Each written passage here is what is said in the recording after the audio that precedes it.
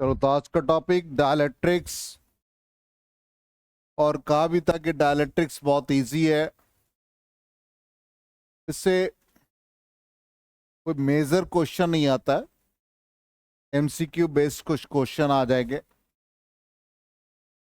तो डायलेक्ट्रिक्स के टाइप्स जानने और इलेक्ट्रिक फील्ड का इसके ऊपर क्या इफेक्ट होता है, इनसाइड डायलेक्ट्रिक इलेक्ट्रिक फील्ड का नेट वैल्यू, ये सब हम लोगों को जानना है। तो सिंपली डायलेक्ट्रिक्स का मतलब क्या है? डायलेक्ट्रिक्स कहता है कि एक ऐसा सब्सटेंस है जिसका कोई भी चार्ज कैरियर नहीं होता है। मतलब एक ऐसा सब्सटेंस जिसका फ्री इलेक्ट्रॉन्स नहीं है। तो जस्ट लाइक इंसुलेटर को हम लोग डायलेक्ट्रिक्स कहते हैं। तो डायलेक्ट्रिक्स को सिंपली हम यदि डिफाइन करें तो डायलेक्ट्रिक्स कहता है कि are the substances that do not conduct electricity, they do not have free electric charges. या सिंपली आप एक शॉर्टकट में डेफिनेशन बना सकते हो कि dielectrics are the substances which have no free electrons, जिसके पास कोई भी फ्री इलेक्ट्रॉन्स नहीं है, जस्ट लाइक इंसुलेटर। तो जनरली नॉन कंडक्टिंग मीडियम और इंसुलेटर को डायलेक्ट्रिक कहते हैं। ठीक, नॉन कंडक्टिंग, अब कहता है precisely the non conducting material in which induce charges are produce, उसमें जो चार्ज प्रोड्यूस हो रहा है इंड्यूस चार्ज, वो by the application of electric field. ये भी कह सकते हैं। इसका मतलब dielectrics can be polarized by the application of field. Air, water, glass, mica, paraffin, wax, transformer, oil, जितने भी है, ये इनफैक्ट H2 नहीं लिखना चाहिए, H2O वाटर है, ये बाय मिस्टेक लिखा गया। यहां पर ये वाटर लिखना था। चलिए, प्योर वाटर। प्योर वाटर का मतलब डिस्टिल्ड वाटर है, जो बैटरी के अंदर पानी आप डालते हैं।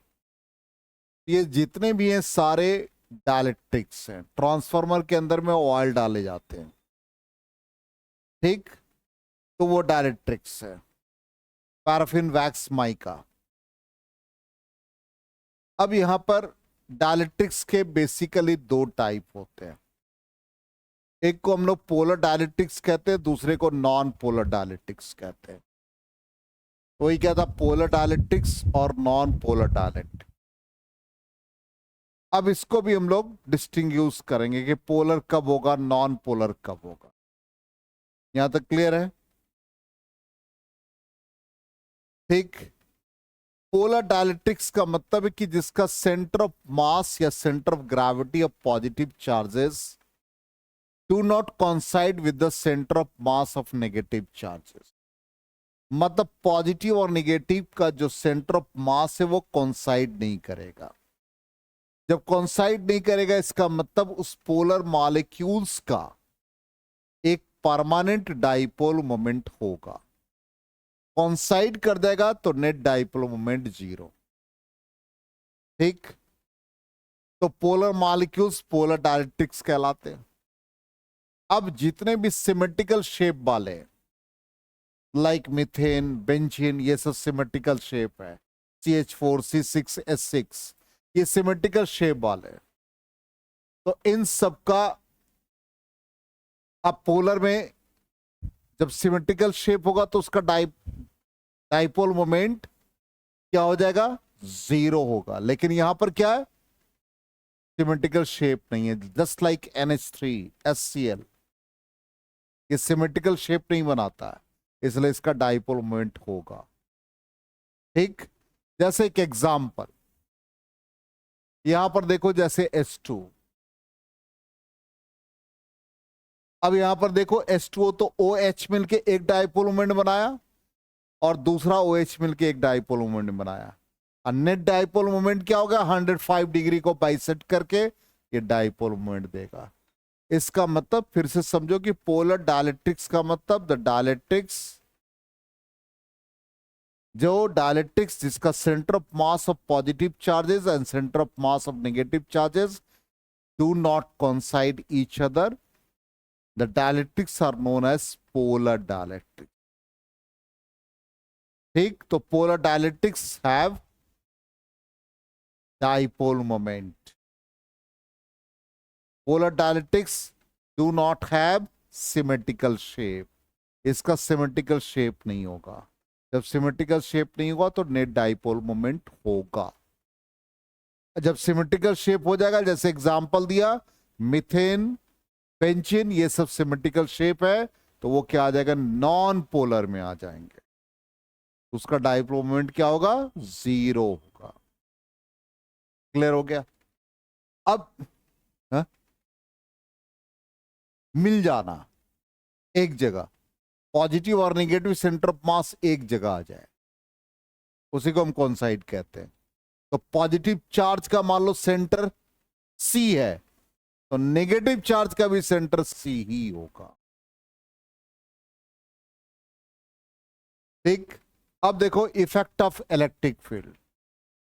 तो पहले क्या है कि ये जितने भी डाइपोल है, इसका अपना डाइपोल मोमेंट है पोलर का, आप सारे पोलर हैं, हम क्लास में नहीं है, तो सब रैंडमली इधर उधर ओरिएंटेड है, सब एक दूसरे से गॉसिप्स कर रहे हैं, एक क्लोज चेन बना रहा है, इसका इससे दोस्ती, इसका इससे दोस्ती, एक क्लोज चेन बनाया.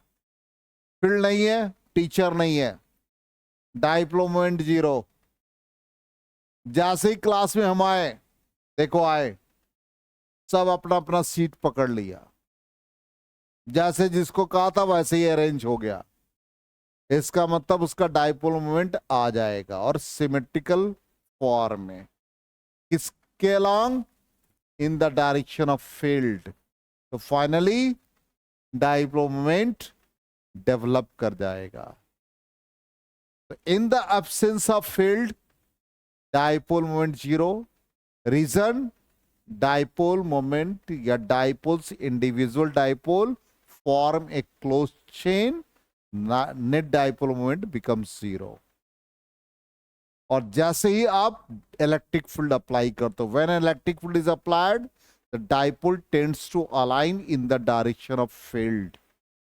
तो जितने भी इंडिविजुअल डाइपोल है फील्ड के डायरेक्शन में अलाइन हो गए, और सबका डाइपोल मोमेंट सिमेट्रिकली ऐड होता गया, और फाइनल डाइपोल मोमेंट मिल गया.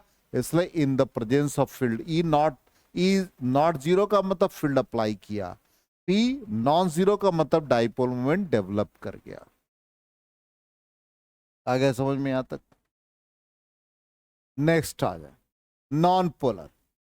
अब नॉन पोलर में क्या होगा, centre of mass of positive और centre of mass of negative coincide कर जाएंगे. तो कॉन्साइड करने से क्या होगा, नेट डाइपोल मोमेंट 0. इसका मतलब इसका शेप कैसा होगा, सिमेट्रिकल होगा. ठीक. एग्जाम्पल देखो, मिथेन लिखा है, N2O2, जितने individual dipoles, C6H6 symmetrical shape है, नेट डाइपोल मोमेंट 0. अब ये नॉन पोलर का नेट डाइपोल मोमेंट 0 तो है, इसका मतलब अब पोलर को हमको, नॉन पोलर को पोलराइज करना है. अब पर्पस तो हमारा यही है, तो पोलराइज कैसे करेंगे, फील्ड अप्लाई करेंगे. तो जहां यहां पर देखिए centre of mass positive negative सबका कॉन्साइड कर गया, तो रिजल्टेंट क्या हो गया, डाइपोल मोमेंट 0, ई 0 है. अब देखिए क्या होगा, यहां नेक्स्ट पार्ट देखिए, इन the absence of external field लिख दिया, इफेक्टिव पॉजिटिव नेगेटिव सेंटर्स कॉन्साइड कर गए, तो डाइपोल मोमेंट 0 आ गया. ठीक है. अब नेक्स्ट पार्ट में आ जाए, यही आपका सेंटर ऑफ मास पॉजिटिव और नेगेटिव का कॉन्साइड किया हुआ, लेकिन जैसे हम फील्ड अप्लाई करेंगे वहां कंसंट्रेट हो जाओ. देखो क्या हो रहा है, जैसे फील्ड अप्लाई किया क्या हुआ, कुछ नजर आया, कुछ नजर आया, क्या नजर आया, पॉजिटिव और नेगेटिव चार्जेस डिस्प्लेस हो गए. ये तो नजर आ गया. क्यों हुआ ऐसा, अब उसके बारे में बात करते हैं। और डाइपोल मोमेंट डेवलप कर गया। अब उसके बारे में वही कहता है कि when electric field is applied the positive charges are pushed in the direction of electric field and electrons are pulled in the direction of opposite to the field. Positive field के डायरेक्शन में और electron opposite to the field. Due to separation of effective centres of positive and negative charges dipole is formed. अब ये dipole बनाएगा। जब dipole बनाएगा तो ये कैसा डाइपोल बनेगा? Induced dipole. और जो इंड्यूस्ड डाइपोल मोमेंट डेवलप करेगा उसके कारण हम लोग फील्ड निकाल लेंगे, उसका सरफेस चार्ज डेंसिटी निकाल सकते हैं। समझ में आई बात?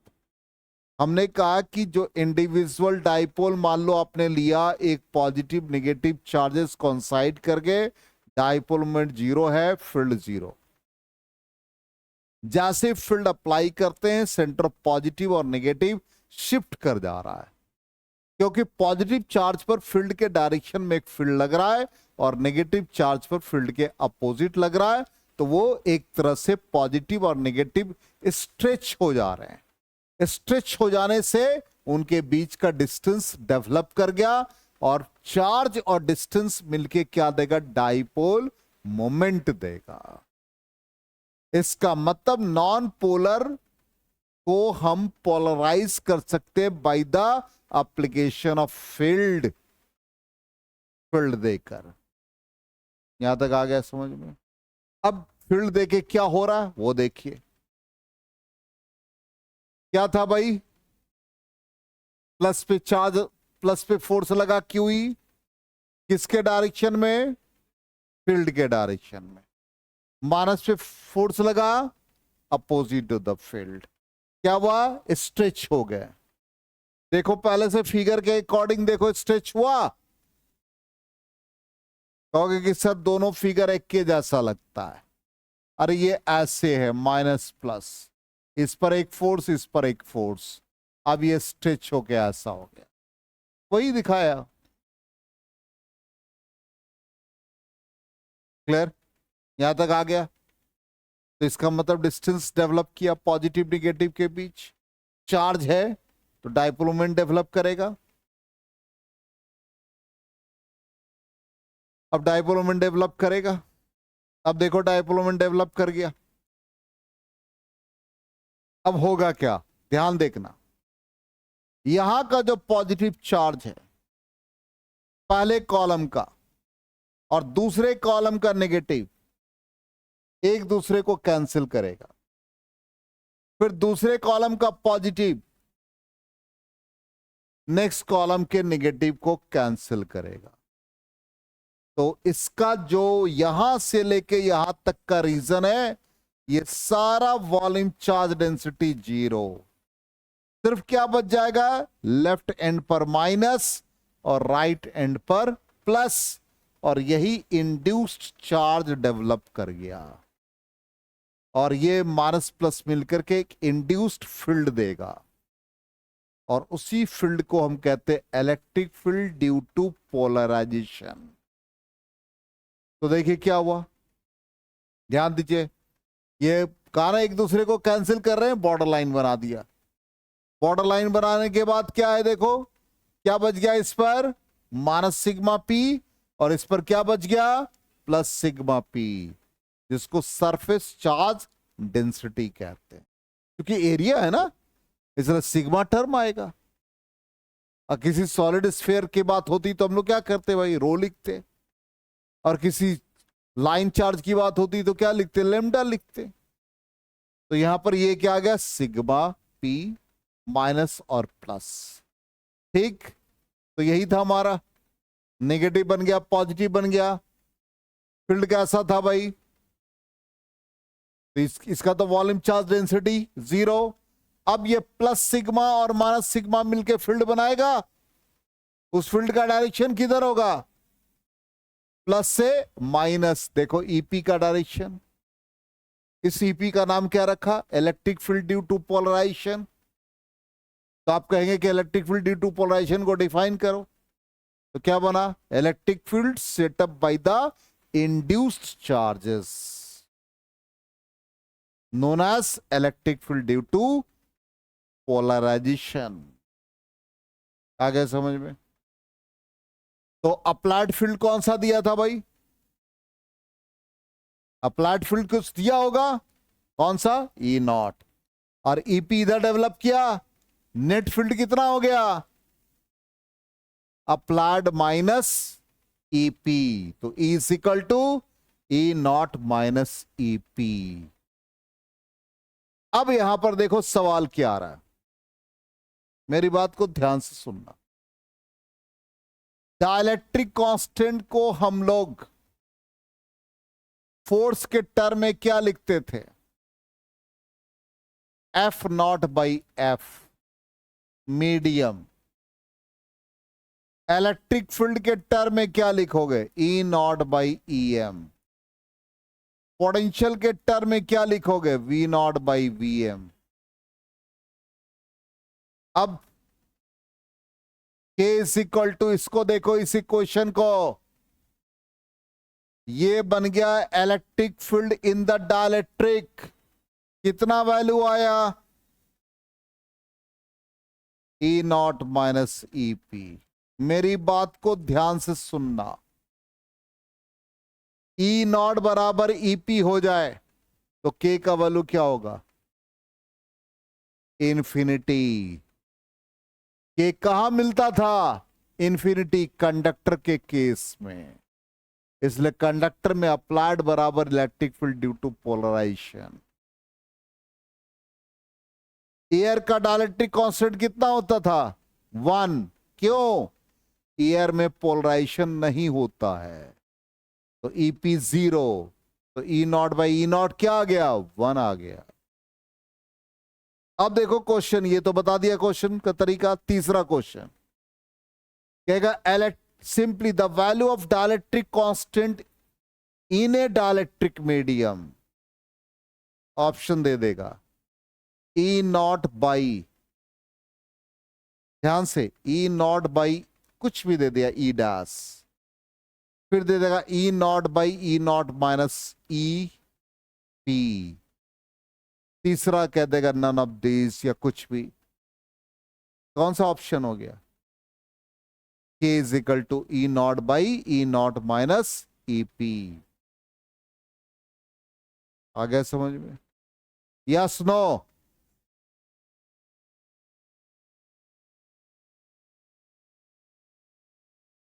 अब देखो यहां पर पोलराइजेशन। अब ये पोलराइज हो गए, कौन?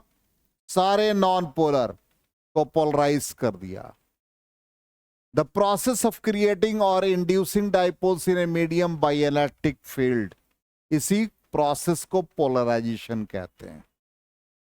एक सिलिंड्रिकल शेप ले लिया जिसमें पोलराइज हो रहे हैं। ध्यान देना, ये कहीं कलेक्शन नहीं मिलेगा। इट्स माय चैलेंज, ढूंढ लो बुक में। ये सिर्फ प्रैक्टिकल एस्पेक्ट से देखा गया है, इसलिए इसको समझने की कोशिश करना। अब यहां पर ये नेगेटिव है, ऊपर पॉजिटिव, इंड्यूस चार्जेस है।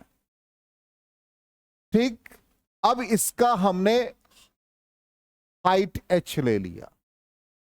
नीचे वाला जो चार्ज है उसका नाम लिख दिया माइनस QP, ऊपर वाले का चार्ज प्लस QP। ठीक, अब यहां पर हम लोगों को निकालना है पोलराइजेशन वेक्टर में कि कितना डाइपोल मोमेंट डेवलप किया पर यूनिट वॉल्यूम। उस क्वांटिटी को हम लोग कहते हैं पोलराइजेशन वेक्टर। अब पोलराइजेशन वेक्टर का फॉर्मूला होता है induced dipole moment by volume. अब डाइपोल मोमेंट का मतलब क्या है? सबसे पहले हम लोग ऊपर जो लिख रहे हैं नंबर ऑफ डाइपोल्स और नीचे वॉल्यूम कितना बन जाएगा सिलिंड्रिकल का, बता दो। Base area into height. इसलिए जब भी पोलराइजेशन वेक्टर लिखेंगे तो क्या लिखेंगे? NP by AH। अब ये NP का मतलब क्या, पर देखो क्या लिखा, चार्ज का मतलब क्या आया, कहां से चार्ज आया? सिंपल डाइपोल मोमेंट को कैसे लिखोगे? पहले हम लोग क्या लिखते थे, dipole moment charge into separation. यहां पर चार्ज क्या, क्यूपी, और सेपरेशन कितना है, एच, और इसी का नाम दे दिया एनपी। इसलिए हम लोग क्यूपी बराबर क्या लिख देते हैं, एनपी बाई एच लिख देते हैं। आगे समझ में क्लियर हुआ? अब इसको ऐसा नहीं कि रटना नहीं है, इसको आपको रटने की जरूरत नहीं है, सिर्फ समझना है कि डाइपोल कैसे डेवलप हो रहा है। जो चीज की जरूरत है वो अब बताने जा रहे हैं। ये हम बेसिक कॉन्सेप्ट डेवलप करा रहे हैं आपका। अब देखो सिग्मा, सिग्मा का मतलब क्या हुआ, सरफेस चार्ज डेंसिटी, चार्ज अपन एरिया। कितना चार्ज डेवलप हुआ फिगर में, क्यूपी बाई एरिया। क्यूपी को क्या लिखा था, एनपी बाई एच, तो क्यूपी की जगह पर एनपी आ गया बाई ए एच। इसी को कहते पोलराइजेशन वेक्टर। अब कितना इजी हो गया, फिगर नहीं रहता तो समझ में नहीं आता। ठीक, इंड्यूस्ड सरफेस चार्ज डेंसिटी समझ में आ गया। अब electric field due to polarization क्या बताया था, electric field set up by induced surface charge density, तो इसका नाम क्या हो गया, ईपी। इलेक्ट्रिक फील्ड का वैल्यू क्या पढ़ा था हम लोगों ने, within the plates plus minus के बीच में सिग्मा बाई एप्सिलॉन नॉट। तो क्या गया, sigma P by epsilon not. Sigma P का वैल्यू डालो बाई एप्सिलॉन नॉट, और आपकी बुक में डायरेक्ट लिखा हुआ है, थक जाओगे रटते रटते। अब यहां समझ में आ गया कि आया कहां से, इसलिए सिखाया। लेकिन हमको सिर्फ इससे मतलब है, EP is equal to P by epsilon not से मतलब था, इसलिए हमने डिटेल्स में इतना बताया आपको। ठीक है, अब आ जाए, नेट इलेक्ट्रिक फील्ड कितना मिला, इतना मिल रहा है। कैसे आया, देखिए ध्यान से। अभी क्या बताया, net field, electric field applied minus electric field due to polarization, E not.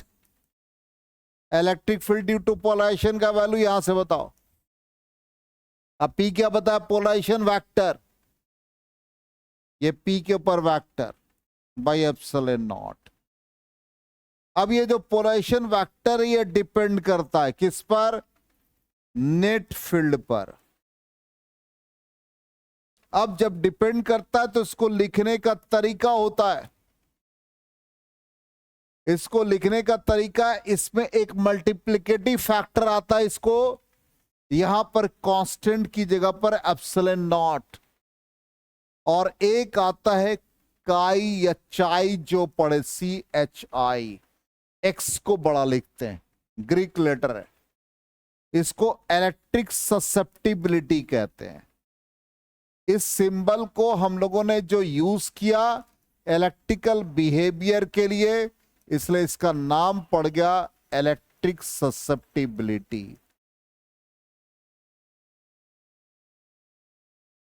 It measures the electrical behaviour of dielectric. तो कहोगे कि सर दो दो प्रोपोर्शनलिटी लगाया, क्योंकि ये इलेक्ट्रिक ससेप्टिबिलिटी यूनिटलेस और डायमेंशनलेस होता है। तो यदि हम एप्सिलॉन नॉट नहीं लगाते तो ये यूनिटलेस नहीं आता, इसलिए हमको एप्सिलॉन नॉट लगाना पड़ गया, जिससे काई ई का वैल्यू डायमेंशनलेस और यूनिटलेस हो जाए। अब इसके वैल्यू को ऊपर डालो, E इज इक्वल टू बताओ ई नॉट, और P polarization vector epsilon not chi E divided epsilon not, cut गया। अब इसको यहां से लेफ्ट हैंड साइड में ले जाओ, क्या बचा, E naught is equal to E plus chi E common ले लो, और ई नॉट बाई ई क्या कहलाता है, जल्दी बता दो, डाइलेक्ट्रिक कांस्टेंट। जिसका इलेक्ट्रिकल बिहेवियर ज्यादा होने लगेगा, ससेप्टिबिलिटी बढ़ेगा, डायलेक्ट्रिक कांस्टेंट बढ़ जाएगा। अब कहेगा कि water has more dielectric constant, the reason is, option दे देगा, K is very low, K is very high, K is negative, none of these. क्या लिखोगे आंसर? जितना ज्यादा बढ़ेगा उतना कांस्टेंट का वैल्यू बढ़ेगा, इसलिए वाटर का डायलेक्ट्रिक कांस्टेंट 80 होता है। रीजन, का ई का वैल्यू उसका लार्जर है। आया समझ में? इतना डिटेल्स में जाना पड़ेगा तभी क्वेश्चन बनेगा। अब ये डायरेक्ट क्वेश्चन आ गया, relationship between dielectric constant and susceptibility. Air का डायलेक्ट्रिक कांस्टेंट 1, क्यों? उसका इलेक्ट्रिकल बिहेवियर, उसका ससेप्टिबिलिटी 0। ये भी क्वेश्चन आ सकता है। समझ में आ गया क्लियरली? 100% सबको? यही था मेन डायलेक्ट। इस तरह से डायलेक्ट्रिक पार्ट खत्म हो गया। बस इसको वीडियो को देख करके आपको बना लेना है नोट्स। नोट्स है ही, कुछ ऐड कर दीजिएगा, इसलिए आज लिखने का मौका नहीं दिए हम, क्योंकि पूरा एक लेक्चर था, कॉलेज की तरह एक लेक्चर देना था। तो हमारा डायलेक्ट्रिक वाला पार्ट खत्म हो गया। थोड़ा 1-2 क्वेश्चन देख लेते हैं, इरेज कर दे। अब देखो बहुत सिंपल क्वेश्चन सब है, बहुत simple. Which of the following are the examples of non-polar molecules? जितने इंडिविजुअल डाइपोल्स हैं, H2, O2, N2, आगे आंसर। ये सब क्वेश्चन आया। The total dipole moment of dielectric with polar molecules in absence of an external electric field क्या होता है भाई? 0 होता है। Next, when a dielectric is placed in an electric field, the electric field inside the dielectric decrease करता है, क्योंकि E not minus EP है। EP का कुछ ना कुछ वैल्यू होगा तो वो माइनस होगा। E not minus EP, EP का कुछ वैल्यू होगा तो E नॉट में से सब्ट्रैक्ट होगा, इसलिए क्या होगा? वैल्यू डिक्रीज करेगा। नेक्स्ट क्वेश्चन आ जाओ। The extent of polarization depends on, क्या होगा? The dipole potential energy in the external electric field tending to align the dipoles with the field, और दूसरा होता थर्मल एनर्जी, उसके अलाइनमेंट को डिस्टर्ब करता है, क्योंकि दोनों डाइपोल्स क्या होगा? उसके बीच में थर्मल एजिटेशन होता है, इसलिए दोनों आंसर हो जाएंगे, बोथ ए एंड बी। एक क्वेश्चन और देख लेते हैं। When P is normal to the surface, the polarization is numerically equal to the, polarization बताओ, P वेक्टर का वैल्यू क्या था? जल्दी बताओ। सिग्मा P, इसलिए surface charge density of induced charges. Clear हो गया? तो अब हम लोग नेक्स्ट क्लास में आगे का चीज पढ़ेंगे। तो इधर का पार्ट खत्म हो गया पूरा कंप्लीटली, पोटेंशियल वाला पार्ट अब बच गया कैपेसिटेंस।